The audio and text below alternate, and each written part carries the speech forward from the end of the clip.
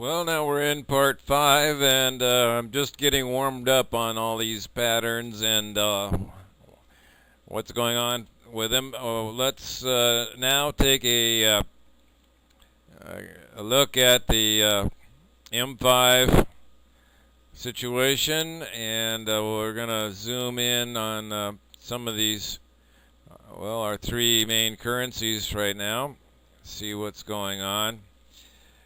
We're looking at the pound right now. We're going to be looking at the euro and of course the Audi. And what we are seeing now, this was, if you recall in a previous video, this was my new resistance point that I marked down from this one, approximately equally spaced.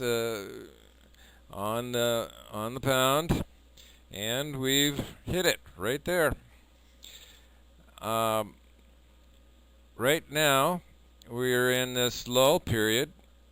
We're showing here the market 4, and I'm going to move it up here. We're almost getting to our 6 o'clock point, and the real question is, are we going to move up? We hit a flat spot here. If you can see these dots, this is a flat line. I've marked my downtrend channel, so to speak, and then we went flat here on our steps, and now we got a slight up move here. Same thing happened on the euro, and I talked about the fact that we can mark some of these channels down to the point where there's going to be a possible breakout. And we don't know. Is it going to break down or is it going to break up? One thing that did show up that's pretty ominous is this huge spike here, and that spike showed up in all three currencies. You can see it on the, let's see, where is it? Definitely showed up on the Audi. Right there. That, to me, would indicate that we're going to be heading on down, actually. We saw it here earlier. It all happened about the same time, but we didn't get it as pronounced on the pound. So, but the pound actually went on down farther than I'll call it the Audi, the Aussie. I guess you should call it the Aussie. So it may not have bottomed out yet, but if it does, it'll bottom out close to where this spike went to. This is now. We can talk a little bit about the what in the world causes these spikes. From all appearances, let's look at this. This is another psychological fact when it comes to trading. There's what you might call it, a kind of like a bandwagon effect.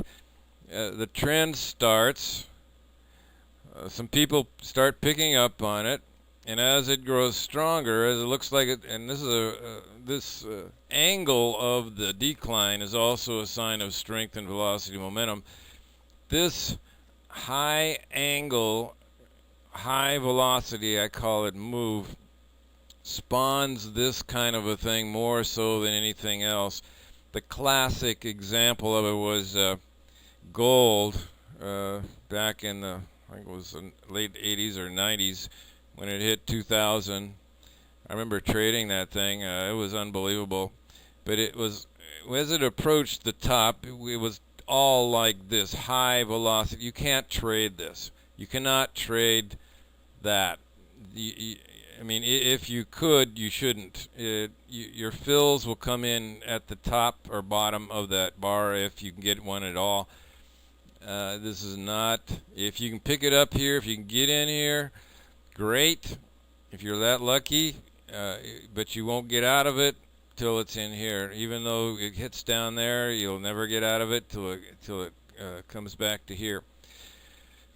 But what happens is everybody gets on the bandwagon. You get a high velocity move, and then this spread right in here, the spreads go way out because there's no buyers.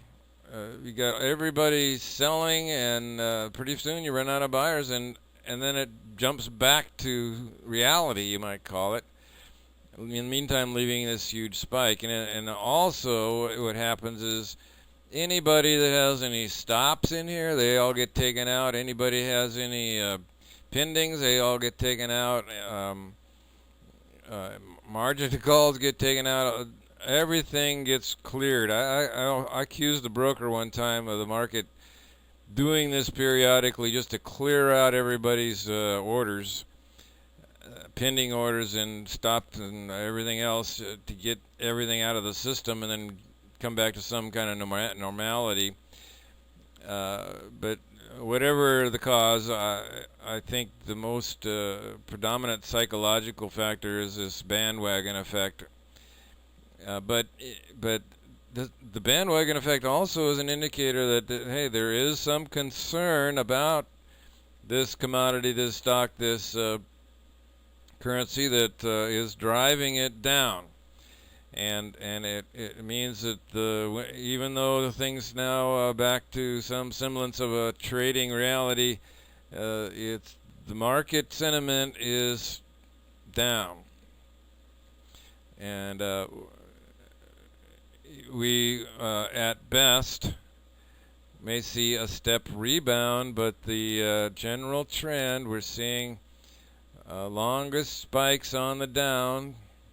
Until we start seeing spikes on the up, more spikes and higher spikes on the up, the trend is going to be to continue on down. It's my guess. That's after like I say, we have a potential rebound coming. Now here we're watching the bottoms of these steps. Is it going to keep stepping up, or are we getting to this transition, which it looks here, where we have a possibility now of stepping back down? And that concludes the initial look at the short-term situation. We'll take a look at where more specifically where we think this might go in the next video.